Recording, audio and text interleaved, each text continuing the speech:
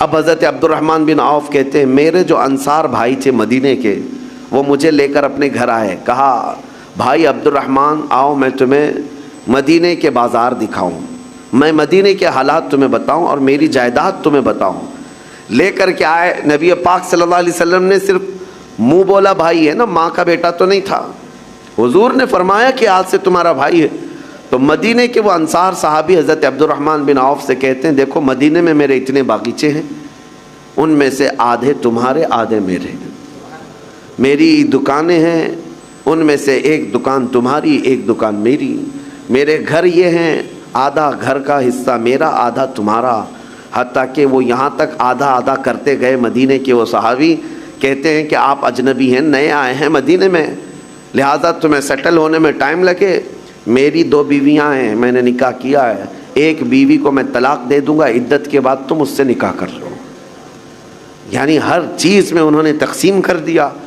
حضرت عبد الرحمن بن عوف کہتے ہیں آپ مجھے اتنا سب کچھ نہ دیں، مجھے ایک کام کریں بازار لے چلے مدینے اور مجھے بازار کے معاملات دکھا دیں، اور اس کے بعد پھر تھوڑے سے مال کیپٹل کی ضرورت ہے، اس کے بعد پھر میں خود کھڑا ہو جاؤں گا۔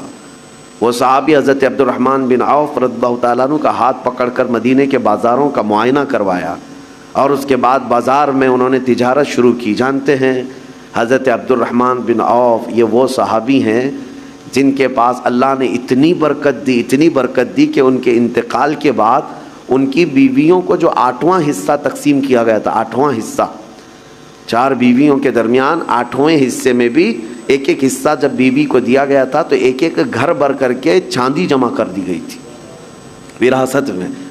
اس قدر اللہ تعالیٰ نے برکت عطا کی تھی۔ لیکن یہ کیسے ممکن ہوا کہ ایک مالدار صحابی نے ان کا ہاتھ پکڑ کر بازار میں کھڑا کیا اور انہیں کام پر لگایا اور تجارت سکھائی؟ یہ طریقہ کار تھا۔ آج جو سرمایہ دار لوگ ہیں ان کی خواہش صرف یہ ہوتی ہے کہ کتنا کمائیں ہم غریبوں سے، لوگوں سے کتنا مال ہمارے پاس آئے، پروفٹ چاہیے، جہاں سے آئے جمع کرتے جاؤ۔ کبھی یہ کیوں نہیں سوچتا کوئی کہ جن سے ہم نے خوب کمایا ہے ان پر ہم تھوڑا خرچ بھی کریں، ان کے مصالح کے لیے، ان کے کاموں کے لیے۔ ہم بڑے بڑے پونجی پتیاں جتنے ہیں ہمارے ملک میں، تو وہ بڑے لوگ ہیں جو دنیا کے ٹاپ لیول پر آتے ہیں، ورلڈ کے سب سے مالدار لوگوں میں آتے ہیں، لیکن ان کا غریبوں میں حصہ کیا ہے؟ جا کر کے دیکھ لو، کچھ بھی نہیں ہوگا، بلکہ لوٹ مار کے علاوہ کچھ نہیں ہے، لوٹ کھسوٹ کے علاوہ کچھ نہیں ہے۔ یہ تو ہمارے گھروں میں لگنے والی بجلیوں کا اتنا خون چوستے ہیں، ہر جگہ پر تو یعنی جتنے بھی لوگ ہیں ان سے یہ پونجی پتی لوگ صرف کمانا جانتے ہیں، ریٹرن نہیں دینا چاہتے۔ جبکہ نظام مصطفیٰ یہ تھا، حضرت عثمان غنی رضی اللہ تعالیٰ عنہ بہت بڑے پیسے والے تھے۔ نبی پاک صلی اللہ تعالیٰ علیہ وسلم کے پاس جب کوئی حاجت مند آتا تو حضور حضرت عثمان کے پاس بھیجتے تھے، اور حضرت عثمان غنی یہ نہیں پوچھتے تھے کہ کس کام کے لیے چاہیے، کتنا چاہیے۔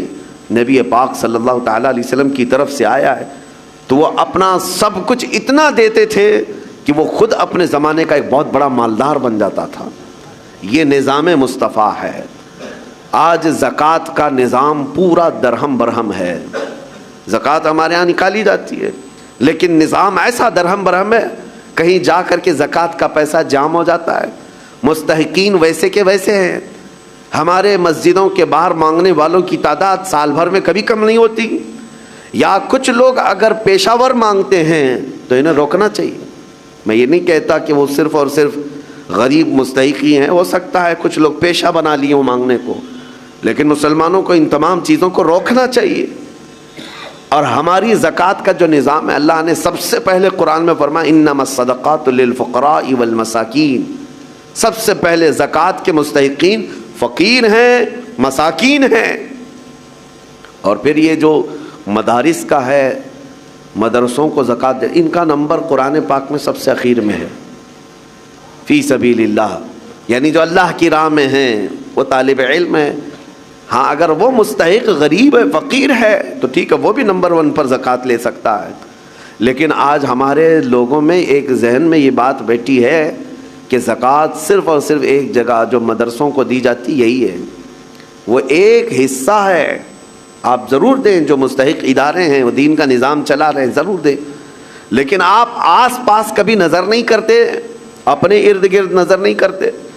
قرآن پاک میں ان فقیروں کا ذکر کیا گیا ہے کہ جو شرم کے مارے تم سے مانگتے نہیں وہ حقیقت میں فقیر ہے، حیا کی وجہ سے تمہارے پاس ہاتھ نہیں پھیلاتے وہ حقیقت میں فقیر ہیں، اور ان کو دینے پر اللہ نے تمہارے بہت بڑے اجر کا وعدہ فرمایا۔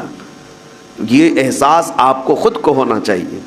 میں آج ایک مثال دوں، نبی پاک صلی اللہ تعالیٰ علیہ وسلم کا جو نظام ہے، سیدنا عثمان غنی رضی اللہ تعالیٰ عنہ کا جو مال تھا، حیرت ہوتی ہے آج بھی مدینہ طیبہ میں حضرت عثمان غنی کا اکاؤنٹ چل رہا ہے، آج بھی ان کے بینک کا کھاتہ چل رہا ہے، 14 صدیاں گزر گئی، ان کے نام کی جائیداد آج بھی موجود ہے، ان کا باغیچہ، ان کا کنواں جو انہوں نے خرید کر کے وقف کیا۔ جس کے پاس مال ہے وہ اگر اپنے سرمایہ کو ریٹرن قوم تک پیش کرتا ہے تو اس کا مطلب یہ نہیں ہے کہ اس کا سرمایہ کم ہو جائے گا۔ تاریخ کی سچائیاں بتا رہی ہیں 14 سینچریاں گزر گئی لیکن ان کے مال میں ابھی بھی کمی نہیں ہے۔ مدینہ طیبہ میں ان کے نام کی پوری ہوٹل بھی ہے، وقف عثمان بن عفان۔ حضرت عثمان غنی رضی اللہ تعالیٰ عنہ کے وقف کی ہوئی چیزیں آج بھی مدینے میں موجود ہیں اور سرمایہ کما رہی ہیں، آج بھی کما رہی ہیں۔ مدینہ طیبہ میں جب حضور تشریف لائے حالات کیا تھے؟ ایک ہی کنواں تھا میٹھے پانی کا، اور وہ بھی یہودی کے قبضے میں تھا، وہ پانی بیچتا تھا، تو پانی بیچا جاتا تھا۔ ظاہر سی بات ہے یہ استحصال آج بھی کچھ لوگ کرتے ہیں، جب ضرورت کی چیزیں نہیں ملتی مارکیٹ میں تو کچھ مالداروں کے پاس یہ چیزیں ہوتی ہیں اور وہ لوگوں کو جو 10 روپے کی وہ 100 روپے میں بیچتے رہتے ہیں۔ یہ احتکار اسلام میں ناجائز و حرام ہے، لوگوں کی مجبوری کا فائدہ اٹھانا۔ جب تمہارے لیے ضرورت تھی، یہ 5 روپے کا ماسک جو ہے 50 روپے میں بھی بیچا جا رہا تھا، کیونکہ اب لوگوں کو ضرورت تھی، تو لوگوں کی ضرورت کو دیکھ کر کے اس کا منافع بڑھا دینا اور لوگوں کی مجبوری کا فائدہ اٹھانا، اسلام اس کی کبھی اجازت نہیں دیتا۔ جب مدینہ طیبہ میں آئے، ایک یہودی سب کو پانی بیچ رہا ہے، پینے کا پانی۔ صحابہ جو غریب تھے حضور کی بارگاہ میں آئے، عرض کیا کہ یا رسول اللہ صلی اللہ علیہ وسلم، اتنی غریبی ہے کہ ہم پانی خرید کر نہیں پی سکتے۔ حضور اکرم صلی اللہ تعالیٰ علیہ وسلم نے اعلان فرمایا، کوئی ہے ہم میں سے جو اس کنویں کو خرید کر کے اللہ کی رضا کے لیے وقف کرے اور مسلمانوں کو پانی پہنچائے، اس کے لیے اللہ تعالیٰ جنت کی پوری نہر عطا فرمائے۔ حضرت عثمان غنی کھڑے ہوئے، مال والے تھے، پیسے تھے، کہا کہ یا رسول اللہ صلی اللہ علیہ وسلم مجھے اجازت دیں، میں یہ سودا کرتا ہوں۔ گئے، لیکن ماننا بھی تو چاہیے، جو مالک ہے کنویں کا اس کے پاس آئے، یہودی تھا، اس سے کہا تو یہ کنواں مجھے بیچ دے، اور ریٹ لگانا شروع کیا، کتنا جو تھا ہی نہیں اس وقت کا ریٹ۔ آپ نے 1000 درہم سے شروع کیا، 1000، 2000، 3000، 4000 درہم چاندی کے سکے کو کہتے تھے۔ 10,000 درہم پر بھی لگایا، وہ دینے کو تیار نہیں ہوا، کہا نہیں میں بیچوں گا نہیں کنواں۔ پھر حضرت عثمان غنی نے ایک راستہ یہ نکالا، کہا اچھا ٹھیک ہے تو نہیں بیچے گا، پارٹنرشپ میں تو کر لیتے ہیں، آدھا آدھا کر لیں گے، تو آدھا مالک میں آدھا مالک، ایک دن تو بیچ ایک دن میں بیچوں گا۔ وہ اس بات پر راضی ہوا کہ کنواں تو میرے پاس ہی رہے گا، پارٹنرشپ میں لے لوں گا۔ 12,000 درہم چاندی کے سکے دے کر حضرت عثمان غنی نے کنویں کی آدھی ملکیت اپنے حاصل کر لی، آدھی ملکیت لے لی۔ اب اس کے بعد طے یہ پایا تھا کہ ایک دن یہودی کے قبضے میں رہے گا، ایک دن حضرت عثمان غنی کے قبضے میں رہے گا۔ اس کے قبضے میں جب ہے وہ پانی بیچے، جب ان کے قبضے میں ہو تو یہ پانی بیچے۔ حضرت عثمان نے آدھا پارٹنرشپ میں لیا اور مدینے میں آ کر اعلان کر دیا جسے پانی چاہیے وہ میری باری کے دن مفت میں لے جائے، جس کو اپنے پانی کی ضرورت ہے۔ مدینے کے غربا، مساکین اور سب اہل مدینہ حضرت عثمان کی باری کا انتظار کرتے، جس دن ان کی باری ہوتی سب پانی لے لیتے، اور جب یہودی کی باری ہوتی وہ مکھیاں مارتا بیٹھتا، کون خریدتا؟ جب پانی مفت میں تقسیم ہو رہا ہو تو پیسے دے کر اس سے کون لیتا؟ تو اس نے جو سودا کیا تھا پھر وہ کہنے لگا کہ میں تو گھاٹے کا سودا کر لیا۔ عثمان چالاکی کر گیا، یہودی کہتا رہا اور اس کے بعد کئی دن تک اس کے کنویں پر کوئی خریدار نہیں آتا، تو اب حضرت عثمان کے پاس وہ آیا اور کہا باقی آدھا بھی خرید لو، آدھے کی جو پارٹنرشپ چلا رہے ہو باقی آدھا بھی تم خرید لو۔ حضرت عثمان غنی اس وقت کہتے ہیں اب مجھے خریدنا نہیں ہے، پارٹنرشپ میں ہی چلیں گے، آدھے آدھے پر ہی چلیں گے۔ پھر حالات یہاں آئے کہ بہت اونے پونے اس یہودی کو چند سکوں پر، چند درہموں پر اپنا پورا کنواں دے کر جانا پڑا۔ حضرت عثمان غنی نے بہت مختصر سی دولت سے باقی کا کنواں خرید لیا، اور اس کے بعد بارگاہ رسالت مآب صلی اللہ علیہ وسلم میں حاضر ہوئے، عرض کرتے ہیں یا رسول اللہ صلی اللہ علیہ وسلم، اس کنویں کی ملکیت مجھے پوری کی پوری حاصل ہو گئی، میں آپ کو گواہ بنا کر عرض کرتا ہوں میں اس کنویں کی ملکیت سے دستبردار ہوتا ہوں، آج سے یہ کنواں صرف اور صرف اللہ کے نام پر وقف ہو گیا۔ جسے پانی چاہیے وہ کنواں آج بھی 1400 سال کے بعد پانی دے رہا ہے، مدینے میں آج بھی موجود ہے، پورے مدینے کو پانی پلایا۔ مدینے والے جب تک رہے پانی پیتے رہے، پورے خلفائے راشدین کا دور گزرا، صحابہ تابعین کا دور گزرا، نہ جانے کتنے بادشاہوں کا دور گزرا، وہ کنواں اسی طرح موجود ہے۔ آج کے دور میں بھی جا کر کے دیکھیں، پورا ایک محلہ ہے بیر عثمان نام سے مدینے میں۔ بیر عثمان کا مطلب ہوتا ہے عثمان کا کنواں، پورے محلے کا نام ہے۔ یہ میں آپ کو یہ کہنا چاہتا ہوں، اللہ نے اگر آپ کے پاس کوئی چیز دولت عطا کی، نعمت عطا کی، اس کو اگر مخلوق خدا پر ریٹرن کرتے ہو ختم نہیں ہوتا، مولا ہمیشہ کے لیے قائم فرما دیتا ہے۔ اور قرآن میں وَأَمَّا مَا يَنْفَعُ النَّاسَ فَيَمْكُثُ فِي الْأَرْضِ، جو لوگوں کو نفع دیتا ہے وہ زمین میں ہمیشہ برقرار رہتا ہے، لوگوں کو نفع دیتا ہے وہ زمین میں برقرار رہ جاتا ہے۔ آج کے اس ظالمانہ نظام کے خلاف میں بات کروں گا۔ اقوام متحدہ UN کی رپورٹ کے اعتبار سے، ابھی پچھلے سال کی بات کر رہا ہوں، 2022 میں تقریباً 53 کنٹریز ایسی ہیں جس میں 11.5 کروڑ لوگ صرف بھوک کی وجہ سے مرے ہیں۔ 11.5 کروڑ لوگ بھوک مری، یہ دنیا کا اتنا بڑا وہ ہے۔ میں پوچھنا چاہتا ہوں، یہ رپورٹ نکالنے والے وہ بڑا ادارہ ہے، وہ بڑا ادارہ ہے اقوام متحدہ UN، جن کے پاس بڑے بڑے کنٹریوں کے بادشاہ آ کر بیٹھتے ہیں میٹنگوں کے لیے، تو رپورٹ نکالنے والوں کو کیا یہ شرم نہیں آتی کہ افریقہ کے غریب بچوں کی تصویریں چھاپ دیتے ہو؟ عربوں کی سونے کی کرسی کو کبھی کیوں نہیں لا کر کے پوچھتے کہ تمہارا ایک لقمہ ان کی زندگی بناتا ہے؟ کیوں نہیں پوچھا جاتا؟ دنیا میں یہ نظام نہیں ہے۔ دنیا آج مالداری کے حصول میں اور کمپٹیشن میں اتنی آگے بڑھ رہی ہے، ہر کوئی مال میں کمپٹیشن کرنا چاہ رہا ہے۔ آج عربوں کی حالت بھی دیکھیں آپ جا کر، وہ اونچی بلڈنگیں بنانے میں ایک دوسرے کی دوڑ میں لگے ہوئے ہیں، کسی کو 150 منزلے کی بنانی ہے، کسی کو 200 منزلے کی بنانی ہے، اور ایسے ایسے پروجیکٹ پلان لوگوں کے درمیان متعارف کرانا چاہتے ہیں۔ سعودی بھی دوڑنے لگ گیا، قطر بھی دوڑ رہا ہے، UAE بھی دوڑ رہا ہے، مال کی ریل پیل اتنی ہے، لیکن ان کے قریب میں یمن کے 50 لاکھ لوگ بے گھر ہیں، سیریا کے، شام کے، عراق کے، فلسطین کے بچے کھانا تو دور، بیماری میں دوا کی ایک گولی انہیں میسر نہیں ہے، وہ چھوٹی چھوٹی بیماریوں میں دم توڑ جاتے ہیں، مر جاتے ہیں۔ ہے تو امت مصطفیٰ، ان مالداروں سے سوال ضرور ہوگا، ضرور ہوگا۔ ان کے بغل میں بلکہ ان کے سائے میں وہ تمام قومیں ہیں جو چیخ رہی ہیں، لیکن کسی کی چیخ ان کے کانوں تک نہیں آتی۔ آپ جا کر کے دیکھیں، کھانا ان کے کھانے کا طریقہ یہ ہے کہ 2-4 ہاتھ بڑے برتن پر رکھ کر کے عرب اس کو فیشن سمجھتے ہیں، باقی پورا کھانا گٹر میں پھینک دیا جائے، پورا کا پورا بکرا بنایا جائے، 2-3 چمچ اس میں سے گوشت نکال کر کے باقی پھینک دیا جائے۔ یہ ہم نے اپنی آنکھوں سے دیکھا ہے، 1-2 نہیں، کئی کنٹل کی تعداد میں کھانا اس طرح پھینک کر کے بہا دیا جاتا ہے، اور ایک طرف ایک بریڈ کے لیے، ایک روٹی کے لیے سیریا میں بچے دھوپ میں دن بھر قطار لگا کر کھڑے ہوتے ہیں۔ کوئی ریلیف بانٹنے والی تنظیم آتی ہے، اور جو لوگوں سے چندہ کر کے وہاں جا کر کے لوگوں کو خیرات کرنے والی کوئی تنظیم آتی ہے، ایک گاڑی آتی ہے تو بچے ایسے جھپٹ پڑتے ہیں جیسے چیل جھپٹتی۔ ہمارے ساتھ ہوا ہے، ہم بس لے کر کے عراق میں جائیں تو بس کا دروازہ کھولنا مشکل ہوتا ہے، بچے اس طرح سے پورے دروازے کو لٹک جاتے ہیں۔ اکثر تو ہمیں یہ ڈر لگتا تھا کہ کوئی بچہ ٹائر کے نیچے نہ آ جائے.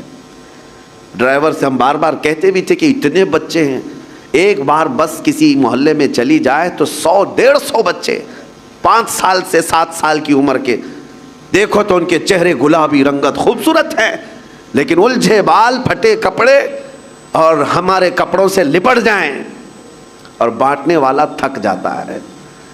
مجھے یاد ہے 11ویں شریف کے موقع پر بکرے ذبح کر کے ہم نے اپنا نہیں پکایا، ان غربا اور مساکین کے جو ریفیوجی کیمپ تھے اس میں لے کر کے گئے.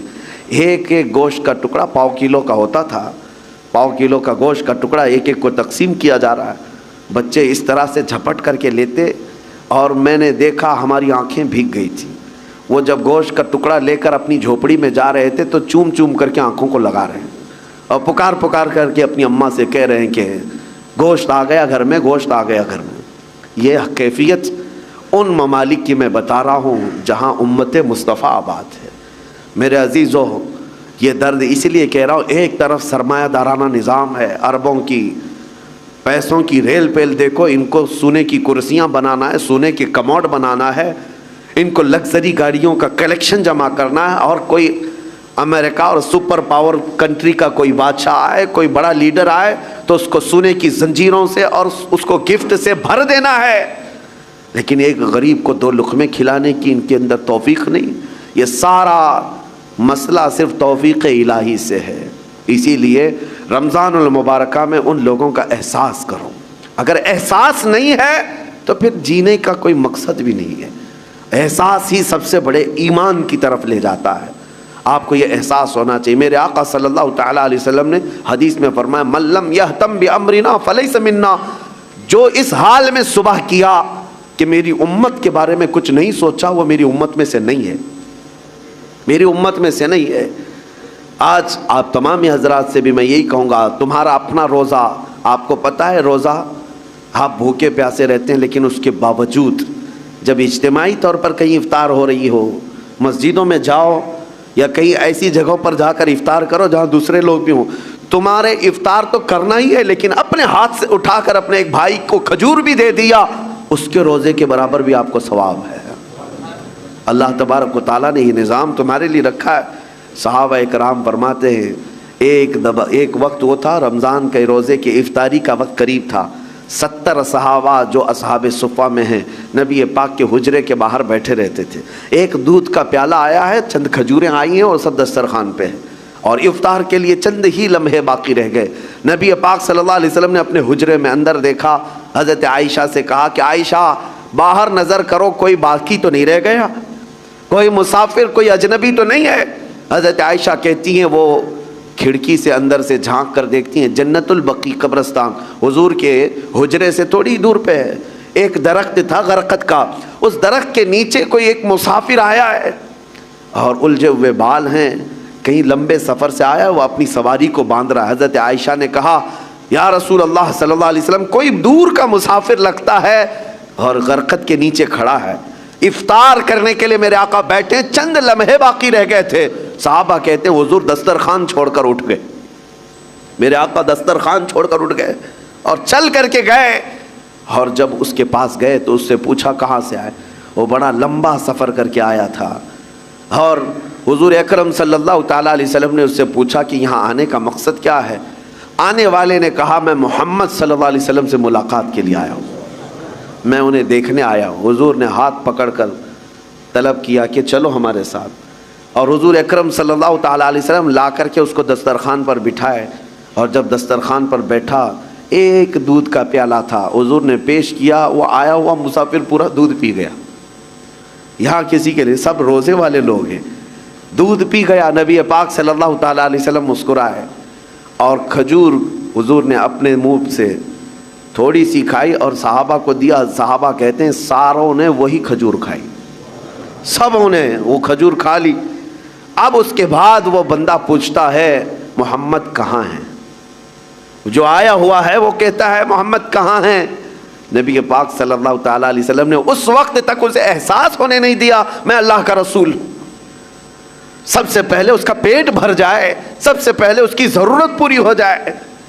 پھر صحابہ نے کہا تیرا ہاتھ جس نے تھاما تھا وہی اللہ کا رسول ہے. وہی محمد عربی صلی اللہ تعالیٰ علیہ وسلم ہے۔ یہ احساس ہے میرے عزیزو، آج اللہ تعالیٰ نے کوئی چیز تمہارے پاس دی ہے تو ذخیرہ اندوزی کے جرم میں کبھی مبتلا مت ہونا۔ ذخیرہ اندوزی کا مطلب یہ کہ خزانے جمع کرتے رہو کرتے رہو۔ قرآن کہتا ہے والذین یکنزون الذهب والفضة ولا ينفقونها فی سبیل اللہ فبشرهم بعذاب علیم۔ اللہ فرماتا جو خزانہ جمع کر رہے ہیں، سونا چاندی ذخیرہ کرو ذخیرہ کرو، تمہیں جتنا جمع کرنا ہے جمع کرو، لیکن اس کا حق ادا نہیں کیا، اس کی زکوٰۃ نہ نکالی۔ اللہ فرماتا ہے اے حبیب ان لوگوں کو بشارت دے دیں دردناک عذاب کی۔ یوم یحمى علیہا فی نار جہنم فتکوی بہا جباہہم وجنوبہم وظہورہم ھذا ما کنزتم لانفسکم فذوقوا ما کنتم تکنزون۔ قیامت کے دن اللہ فرما رہا ہے اس دن آگ تپائی جائے گی جہنم کی، اور پھر یہ جو لوگ ذخیرہ اندوزی میں ملوث تھے ان کی پیشانیوں کو داغا جائے گا، ان کی پیٹھ کو داغا جائے گا، ان کے دونوں بازوؤں کو داغا جائے گا، اور پھر ان سے کہا جائے گا چکھو یہ تمہارا وہی مال ہے جس کو تم جمع کر کے سانپ کی طرح بیٹھے رہتے تھے۔ اگر اللہ نے دیا خوب جمع کرو خوب حاصل کرو، لیکن اس کا حق بھی ادا کرو، اس کا حق ادا کرو۔ آج حالات ہمارے پوری امت کے لیے اس قدر دردناک ہیں۔ میں ایک ریکویسٹ کر کے اپنی گفتگو کو ختم کرتا ہوں۔ افطار روزانہ کرتے ہیں، دسترخوان پر بیٹھتے ہیں تو جب کھجور اٹھائیں، ہو تو نہیں سکتا، ہماری طاقت نہیں ہے کہ ہم چل کر کے ملک شام پہنچ جائیں، چل کر کے ابھی ہم عراق پہنچ جائیں، چل کر کے ابھی ہم یمن چلے جائیں، لیکن دسترخوان پر کھجور اٹھا کر بارگاہ رب العزت میں یوں تو کہہ سکتے ہو مولا مجھے تو نعمتیں کھلا رہا ہے، تیرے حبیب کی امت میں چھوٹے بچے بھوک سے بلک رہے ہیں، اے اللہ تو نے مجھے کھجوروں کی نعمت دی ہے، اے کریم خدا ان پر تو اپنا خانے نعمت وسیع فرما دے، میرے حبیب کی امت پر تو رحم کی چادر پھیلا دے، ان کے آزمائش کے دنوں کو تو مولا اب ختم فرما دے۔ یہ دعا روزانہ افطار میں ضرور کر لینا۔